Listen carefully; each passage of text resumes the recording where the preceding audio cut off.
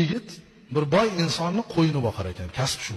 Kelishilgan 5 dirham. 5 dirham evaziga qo'yini boqib berar ekan. Bir qancha muddat boqibdi.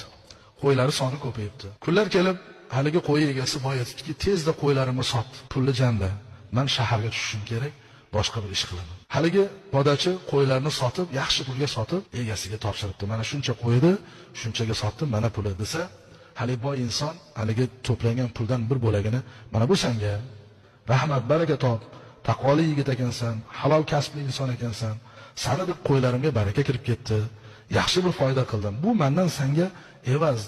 Men endi sen bilan ko'rishmayman deb bersa, haligi yigit aytibdiki, uzr, men sizni pulingizni ola olmayman debdi. Nega ola olmaysan desa, chunki siz bilan biz 5 dirhamga kelishganmiz. 5 dirhamni berdingiz haqqimni.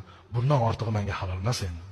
Shunda birdan haligi boy inson qotib qopdi-da, qo'lini ochib duo qilib, "Ya Rob, buni topgan 5 dirhamga barakot ber. Halol kasb deb, men bergan narsamni olmadi" deb duo qilib ketibdi. Endi yigit yana yashash kerak.